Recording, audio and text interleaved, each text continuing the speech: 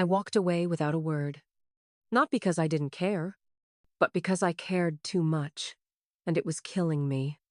She stood there, in the doorway, eyes full of questions, lips parted like she wanted to say something, but nothing came out. And I didn't wait.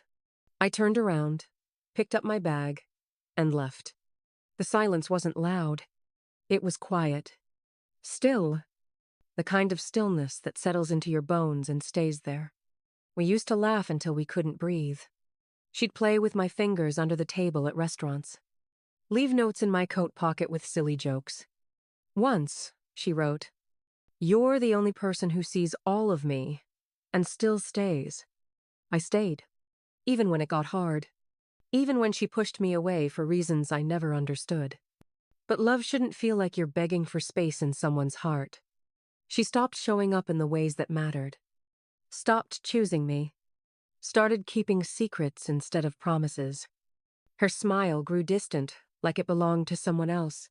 I'd sit across from her at dinner, watch her scroll through her phone, and wonder how two people who used to be everything could become strangers at the same table. One night, I asked, "Are you still happy?" She looked away. Took too long to answer. Said, "I don't know." That "I don't know" felt like a slow collapse, like watching a house fall apart, brick by brick, word by word. So I stopped fighting for someone who didn't know if they still wanted to be found. I walked away, left her with nothing but the echo of the door closing behind me. No texts, no calls, no explanations, just silence. Weeks passed, then months. I deleted her number, blocked her on socials. Not out of hate, but because healing doesn't happen when you keep reopening the wound. I missed her, though, more than I'll ever admit.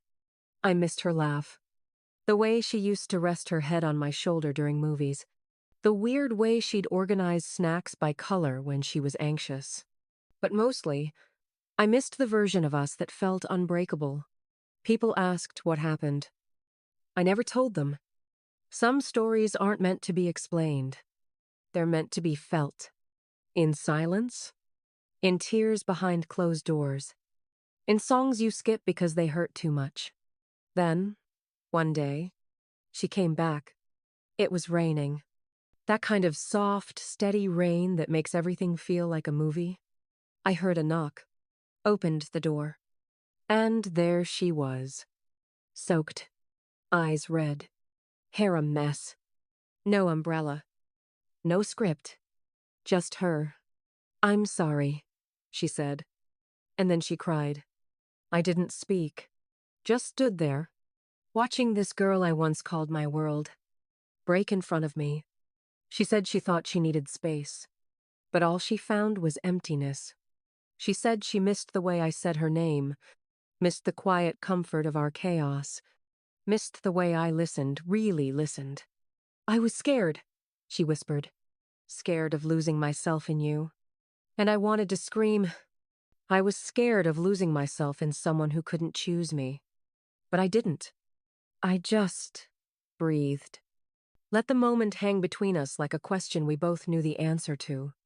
She asked if we could start over. Said she'd do anything.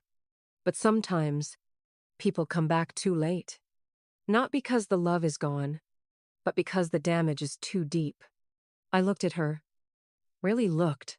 And I saw the girl I fell in love with. And the girl who broke me. And I didn't know which one was standing in front of me. So I said the only thing I could. "I loved you. Deeply. But I can't keep setting myself on fire. To keep us warm." She cried harder.